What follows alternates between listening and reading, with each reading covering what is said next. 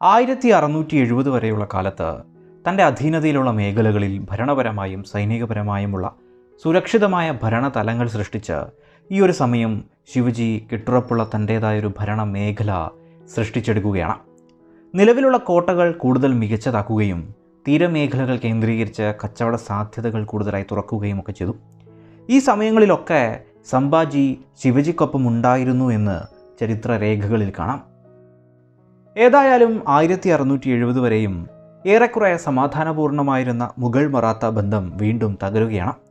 അതിന് പല കാരണങ്ങളൊക്കെയുണ്ട്, അതൊന്നും ഇവിടെ വിശദമാക്കുന്നില്ല. 1670 ഫെബ്രുവരി മുതൽ ജൂൺ വരെ ശിവജി സൃഷ്ടിച്ചെടുത്തിട്ടുള്ള ശക്തിയേറിയ സൈന്യം ആക്രമണങ്ങളിലേക്ക് കടക്കുകയുണ്ടായി. ട്രീറ്റി ഓഫ് പുരന്ദർ അനുസരിച്ച് മുഗളർക്ക് വിട്ടു നൽകിയിട്ടുള്ള പല കോട്ടകളും തിരിച്ചു പിടിക്കുകയും ചെയ്തു. സിൻഹഗഡ്, പുരന്ദർ, ലോഹ്ഗഡ്, രോഹിത, കർണാല തുടങ്ങി പല കോട്ടകളും ശിവജി തിരിച്ചുപിടിച്ചു. ഇതിനൊക്കെ അപ്പുറം 1670 ഒക്ടോബറിൽ ശിവജി വീണ്ടും മുഗൾ മേഖലയിലേക്ക് തന്നെ കടന്നു കയറുകയും തീരനഗരമായ സൂറത്ത് ആക്രമിക്കുകയും കൊള്ളയടിക്കുകയുണ്ടായി. 1673 ബിജാപൂരിൽ നിന്ന് അതിർത്തി സംരക്ഷണത്തിന് നിർണായകമായിട്ടുള്ള പൻഹാല കോട്ടയും ശിവജി തിരിച്ചുപിടിക്കുന്നുണ്ട്. ഇത്തരത്തിൽ ശിവജി തൻ്റെ ആക്രമണ മേഖലകളിൽ നിലകൊണ്ടപ്പോൾ സംഭാജിക്ക് ഭരണമേഖലകളിൽ ചില കർത്തവ്യങ്ങൾ ശിവജി നൽകിയിരുന്നു. അതിന് ഇംഗ്ലീഷ് എഴുത്തുകൾ ഉദാഹരണമാക്കാം. മറാത്ത സൈന്യത്തിൻ്റെ ആക്രമണത്തിനിടെ ഇംഗ്ലീഷ് മേഖലകൾക്ക് നാശം പറ്റിയതിനെ തുടർന്ന് നഷ്ടപരിഹാരത്തിനായി തോമസ് നിക്കോൾസ് എന്നൊരാൾ ശിവജിയെ കാണാനായി കമ്പനി ചുമതലപ്പെടുത്തിയതനുസരിച്ച് വരുന്നുണ്ട്.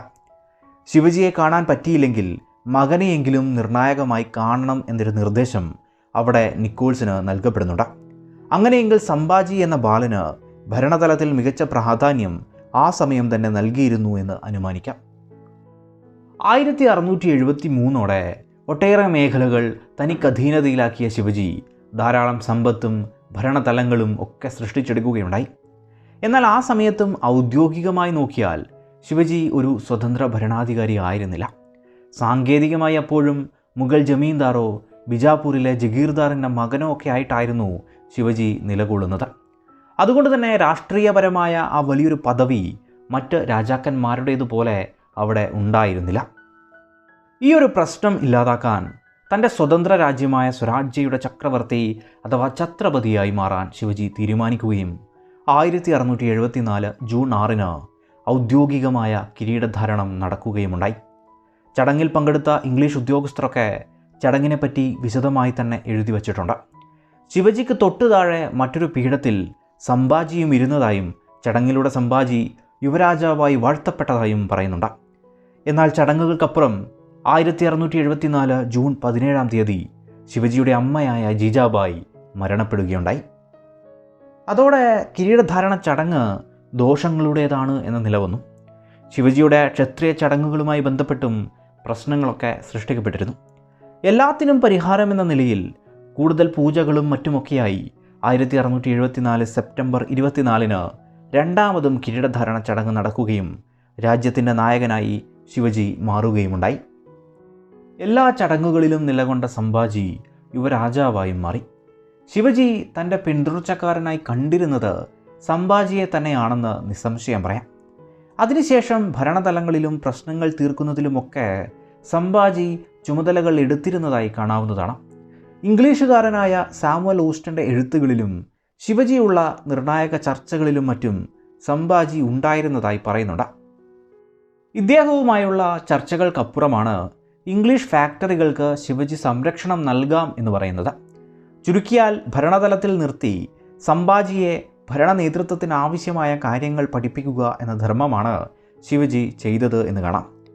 ഇതിനോടൊപ്പം തന്നെ ഗോൽക്കൊണ്ട അതിർത്തി മേഖലകളിലേക്ക് ഒരു മറാത്ത സൈന്യം മാർച്ച് ചെയ്തതും, എന്നാൽ അവിടെ നായകനായി സംഭാജി ആയിരുന്നു ഉണ്ടായിരുന്നത് എന്നും ബ്രിട്ടീഷ് റെക്കോർഡുകൾ പറയുന്നുണ്ട്. അങ്ങനെയെങ്കിൽ യുദ്ധവഴികളിലും പരിശീലനം ലഭിക്കാൻ ശിവജി വേണ്ട നടപടികൾ എടുത്തിരുന്നു എന്ന് മനസ്സിലാക്കാവുന്നതാണ്. എന്നാൽ ഇത്തരത്തിൽ ഉയർന്നു തുടങ്ങിയ ആ മറാത്ത മേഖലയിൽ പ്രശ്നങ്ങൾ സൃഷ്ടിക്കപ്പെടാനും കാര്യങ്ങൾ മാറിമറിയാനും വലിയ കാലതാമസമൊന്നും വേണ്ടിയിരുന്നില്ല. 1675 നവംബർ 11 മറാത്ത സൈന്യം സതാറ കോട്ട പിടിച്ചെടുക്കുകയുണ്ടായി. അവിടെ പ്രതിരോധ നിരകൾ എങ്ങനെ സൃഷ്ടിക്കണം എന്ന ചർച്ചകളിൽ നിലകൊള്ളുമ്പോൾ ഡിസംബർ മാസത്തിൽ ശിവജി രോഗബാധിതനാവുകയും കിടപ്പിലാവുകയും ചെയ്തു. 1676 ജനുവരിയിലെ ഇംഗ്ലീഷ് ഫാക്ടറി ന്യൂസിൽ ഛത്രപതി ശിവജിക്ക് വിഷം കൊടുത്തതുകൊണ്ടാണ് കിടപ്പിലായത് എന്നും അതിനു പുറകിൽ സംഭാജിയുടെയൊക്കെ നേതൃത്വമുണ്ടായിരുന്നു എന്ന രീതിയിൽ വാർത്തകൾ വന്നു. എന്നാൽ 1676 ഏപ്രിലിലെ ഇംഗ്ലീഷ് റെക്കോർഡുകൾ അനുസരിച്ച് ഛത്രപതി ശിവജിക്ക് പോയിസൺ നൽകപ്പെട്ടത് അദ്ദേഹത്തിൻ്റെ ബാർബറിലൂടെ ആയിരുന്നു എന്ന നിരീക്ഷണം വന്നു. അങ്ങനെയെങ്കിൽ സംഭാജിയുടെ കഥയൊന്നും ശരിയാവില്ല. ഇനി ചിലരുടെ എഴുത്തുകളിൽ ശിവജിയുടെ മറ്റൊരു ഭാര്യയായ സോയറാഭായി ആണ് ഈ നീക്കത്തിന് പിന്നിൽ എന്നതാണ്. എന്നാൽ അതിനും കൃത്യമായ ഒരു അടിസ്ഥാനം കണ്ടെത്താൻ കഴിഞ്ഞിട്ടില്ല.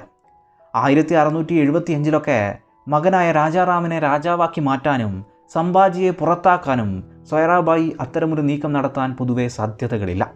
മിക്ക എഴുത്തുകളിലും സോയറാബായി സംഭാജി ശത്രുതയൊക്കെ കാണാവുന്നതാണ്.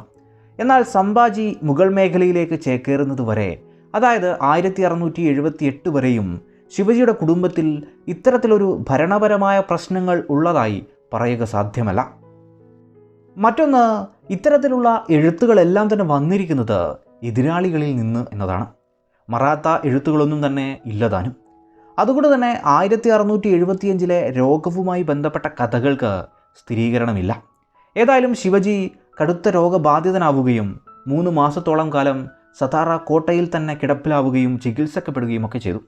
തുടർന്ന് പൻഹാല കോട്ടയിലും ശിവജി നിലകൊണ്ടതായി പറയുന്നുണ്ട്. അതുപോലെ തന്നെ പല എഴുത്തുകളിലും സംഭാജി ഈ ഒരു സമയം കൂടുതൽ ഭക്തിപരമായ മാർഗങ്ങളിലേക്ക് പോവുകയും പ്രത്യേകിച്ച് ഈ ശക്തി ദേവതകളെയൊക്കെ ആരാധിക്കുന്ന രീതിയിൽ പല നയങ്ങളിലേക്ക് പോവുകയും അതിന് പ്രകാരം ശിവജി ജീവിച്ചിരിക്കെ തന്നെ രാജാവാകുക എന്ന രീതിയിലുള്ള ചിന്തകൾ അദ്ദേഹത്തിലേക്ക് വന്നതായും പറയുന്നുണ്ട്. ഇതിന് തന്നെ പല കഥകളും കാണാവുന്നതാണ്. മറ്റൊരർത്ഥത്തിൽ അനുമാനങ്ങൾ. സോയറാബായി തൻ്റെ മകനായിട്ടുള്ള രാജാറാമിനും സംഭാജിക്കും തുല്യമായി രാജ്യം നൽകണമെന്നൊരു പിടിവാശി നടത്തിയതായും അതിനായിട്ടായിരുന്നു ശിവജി കർണാടക മേഖലകളെ കീഴടക്കാൻ ഒരു ദൗത്യം ആരംഭിച്ചത് എന്നും ഒരു നിരീക്ഷണമുണ്ട്. മഹാരാഷ്ട്രയിലെ മേഖലകൾ സംഭാജിക്ക് തന്നെ നൽകി പുതിയ മേഖലകൾ രാജാറാമിനായി നീക്കിവെക്കുക, അപ്രകാരം കുടുംബത്തിലുണ്ടായിട്ടുള്ള പ്രശ്നങ്ങളെ പരിഹരിക്കുക. ഏതായാലും ജീജാബായിയുടെ മരണത്തിനപ്പുറം ശിവജിക്ക് രോഗം ബാധിച്ചതിന് ശേഷവും കുടുംബ മേഖലകളിൽ പ്രശ്നങ്ങൾ ഉടലെടുത്തു തുടങ്ങി എന്ന് പറയാം. ആരോഗ്യമൊക്കെ വീണ്ടെടുത്ത ശിവജി വീണ്ടും യുദ്ധസന്നാഹങ്ങളുമായി മുന്നോട്ടു പോവുകയാണ്. കർണാടക ദൗത്യത്തിന് മുന്നോടിയായി ശിവജി സംഭാജിയെ വലിയ രീതിയിൽ തന്നെ ഉപദേശിച്ചതായും വ്യക്തിമൂല്യങ്ങൾ കാത്തുസൂക്ഷിക്കണമെന്നും രാജാവ് എന്നതിന് നായകശേഷി ഉണ്ടാവണമെന്നും ഞാൻ സൃഷ്ടിച്ചെടുത്ത രാജ്യം നീ തന്നെ നോക്കണമെന്നും രാജാറാമിന് മറ്റൊരു രാജ്യം ഞാൻ സൃഷ്ടിക്കുമെന്നും എൻ്റെ രാജ്യം 2ആയി വിഭജിക്കാൻ എനിക്ക് താല്പര്യമില്ലെന്നും ശിവജി പറഞ്ഞതായി മറാത്ത എഴുത്തുകളിൽ പറയുന്നുണ്ട്. എന്നാൽ എന്തുകൊണ്ട് അത്തരമൊരു ചർച്ചയുണ്ടായി എന്നത് പല അനുമാനങ്ങളിൽ കുരുങ്ങി നിൽക്കുന്നു. മനുഷ്യ ശരീരത്തെ 2 ഭാഗങ്ങളാക്കാൻ കഴിയില്ല എന്നതുപോലെ എൻ്റെ രാജ്യത്തെയും 2ആക്കാൻ താൻ ആഗ്രഹിക്കുന്നില്ല എന്ന് ശിവജി പറഞ്ഞതിലൂടെ സംഭാജി ഭരണമേഖലകളുടെ ഒരു ഭാഗം ആവശ്യപ്പെട്ടതായി അനുമാനിക്കാവുന്നതാണ്. ഈ സമയം സംഭാജിയെ കാര്യങ്ങൾ പറഞ്ഞ് ബോധിപ്പിക്കാൻ ശിവജിക്ക് സാധിച്ചെങ്കിലും ഭരണത്തിൻ്റെ ശക്തിയോടുള്ള സംഭാജിയുടെ അതിവേഗമുള്ള ആഗ്രഹം ശരിയല്ലെന്ന് തോന്നിയ ശിവജി തൻ്റെ കർണാടക ദൗത്യ സമയത്ത് സംഭാജിയെ മറാത്ത ഭരണതലസ്ഥാനമായ റായ്ഗഡ് കോട്ടയിൽ വിട്ടിട്ട് പോകുന്നതും ഭരണതലങ്ങളിലെ അധികാരങ്ങൾ നൽകുന്നതും ശരിയാവില്ല എന്നും തോന്നുകയുണ്ടായി. മറ്റൊരനുമാനം സോയറാബായി, രാജാറാം എന്നിവർക്കൊപ്പം സംഭാജി നിൽക്കേണ്ടതില്ല എന്നതുമാണ്. ഏതായാലും 1676 ഒക്ടോബറിൽ സംഭാജിയെ ശിവജി ശൃംഗാർപൂർ മേഖലകളിലേക്ക് മാറ്റുകയും ആ പ്രവിശ്യയുടെയൊക്കെ ഭരണ ചുമതല നോക്കാൻ ഉത്തരവാദിത്വം ഏൽപ്പിക്കുകയും ചെയ്തു. രാജ്യത്തിൻ്റെ ഭരണകാര്യങ്ങൾ തൻ്റെ വിശ്വസ്തരായ മന്ത്രിമാരുടെ കൈകളിൽ ഏൽപ്പിച്ച ശിവജി രാജാറാമിൻ്റെയും കുടുംബത്തിൻ്റെയും സംരക്ഷണത്തിന് രാഹുജി സോംനാഥിനെയും ചുമതലപ്പെടുത്തി. സംഭാജി രാജ്യാധികാരമൊന്നും ആവശ്യപ്പെട്ടിട്ടില്ല എന്ന് പറയുന്ന എഴുത്തുകളുമുണ്ട്. എങ്കിലും ശിവജി എന്തിന് സംഭാജിയെ ശൃംഗാർപൂറിലേക്ക് അയച്ചു എന്നത് ഒരു ചോദ്യമായി അവിടെ തന്നെ നിലനിൽക്കും. ശിവജിയുടെ കഴിവുറ്റ മന്ത്രിമാരുമായുള്ള പ്രശ്നങ്ങളാണ് ഒരു കാരണമെന്ന വാദങ്ങളും കാണാം. എന്നാൽ ശിവജിയുടെ ചരിത്രമൊക്കെ വെച്ച് നോക്കുമ്പോൾ മന്ത്രിമാർ മിക്കവരും വിശ്വസ്തരായിരുന്നു എന്ന് കാണാവുന്നതാണ്. ഏതായാലും ശിവജിയുടെ കുടുംബത്തിൽ ചില അസ്വാരസ്യങ്ങളും പല രീതിയിലുള്ള നീക്കങ്ങളുമൊക്കെ ഈ സമയം നടന്നിരുന്നു എന്ന് ആ ഒരു കാലത്തെപ്പറ്റി നമുക്ക് പറഞ്ഞു വയ്ക്കാം. ശൃംഗാർപൂർ മേഖലയിൽ ജീവിക്കുന്ന സംഭാജി ഈ സമയം അവിടെയുള്ള ഭരണകാര്യങ്ങളിൽ നല്ല രീതിയിൽ തന്നെ ഇടപെടുന്നുമുണ്ട്. അത്തരത്തിൽ അദ്ദേഹത്തിന് കൽപ്പിച്ചിട്ടുള്ള കർത്തവ്യങ്ങളൊക്കെ അദ്ദേഹം ഭംഗിയായി നിറവേറ്റിയിട്ടുമുണ്ട്. റായ്ഗഡിലേക്കുള്ള കത്തുകളിൽ ശിവജിയോടും മന്ത്രിമാരോടുമുള്ള എല്ലാവിധ ബഹുമാനവും സംഭാജി നിലനിർത്തുന്നുമുണ്ട്. അതുകൊണ്ട് തന്നെ ആദ്യ സമയങ്ങളിൽ സംഭാജിക്ക് വലിയ പ്രശ്നങ്ങൾ ഉണ്ടായിരുന്നതായി പറയുക സാധ്യമല്ല. ഭാര്യയായിരുന്ന യേശുബായിയുടെ നാടായിരുന്നു ഈ ശൃംഗാർപൂർ എന്നത്. ഇവിടെ താമസിക്കുന്ന അവസരത്തിലാണ് സംഭാജി സംസ്കൃതത്തിൽ പല എഴുത്തുകളും എഴുതുന്നത്. പിന്നീടുള്ള കാലമൊക്കെ നീണ്ട യുദ്ധങ്ങളുടേതു കൂടി ആയതുകൊണ്ട് തന്നെ മിക്ക എഴുത്തുകളും ഇവിടെ വെച്ച് തന്നെ ആവാനാണ് സാധ്യതകളേറെ. സംഭാജി തനിക്ക് ലഭിച്ച മേഖലകളിൽ മികച്ച ഭരണം നടത്തിയപ്പോൾ അതിനെ തകർക്കാനായി സോയറാബായിയുടെ നേതൃത്വത്തിൽ ചില നീക്കങ്ങളൊക്കെ നടന്നുവെന്നും എന്നാൽ കഴിവുറ്റ സംഭാജി അതിനെ തകർത്തു എന്നും ചില നിരീക്ഷണങ്ങളുണ്ട്. 1678 സംഭാജി മുഗൾ ക്യാമ്പിലേക്ക് പോകുന്നതുവരെ സോയറാബായി സംഭാജിക്കെതിരെ നിലകൊണ്ടു എന്നതിന് ചരിത്രപരമായി തെളിവുകളില്ല എന്ന കാര്യം കൂടി ഏവരും ഓർക്കുക. എന്നാൽ ഈ മേഖലയിൽ ജീവിക്കുന്ന സന്ദർഭത്തിൽ ശക്തി ദേവതകളെയൊക്കെ ആരാധിക്കുന്ന രീതിയിൽ സംഭാജി ഒട്ടനവധി പൂജകളിലേക്കും അത്തരം ആൾക്കാരിലേക്കും കൂടുതൽ കടന്നു ചെന്നതായും ചങ്ങാത്തം സ്ഥാപിച്ചതായും ഒക്കെ പറയുന്നുണ്ട്. ഭരണകർത്തവ്യമൊക്കെ കൃത്യമായി നോക്കിയതായി പറയുന്നുണ്ടെങ്കിലും ഈ മേഖലയിലെ ദീർഘനാളത്തെ ജീവിതം സംഭാജിയിൽ കനത്ത രീതിയിലുള്ള മടുപ്പും അസംതൃപ്തി നിറഞ്ഞ ജീവിതത്തിനുമൊക്കെ കാരണമായി മാറിയിരിക്കാം. ചെറുപ്പകാലം മുതൽ തന്നെ ഭരണകാര്യങ്ങളിൽ നിലകൊണ്ടിട്ടും ശിവജി മറ്റൊരു മേഖലയിൽ നിലനിൽക്കെ തനിക്ക് ഭരണാനുമതി ലഭിക്കാത്തതും മടുപ്പിന് കാരണമായി മാറിയിരിക്കാം. ഏതായാലും ഈ ഒരു കാലം പതിയെ പതിയെ സംഭാജിയിൽ അസംതൃപ്തി നിറച്ചു എന്ന് പറയാം. ഇത്തരത്തിൽ മറാത്ത ക്യാമ്പിൽ സംഭാജി അസംതൃപ്തനാണ് എന്ന് മുഗൾ മേഖലകളും മനസ്സിലാക്കുമല്ലോ. സംഭാജിയാണെങ്കിൽ മുഗൾ ക്യാമ്പുകളിൽ നായകനായി ജോലി ചെയ്ത ചരിത്രവുമുണ്ട്.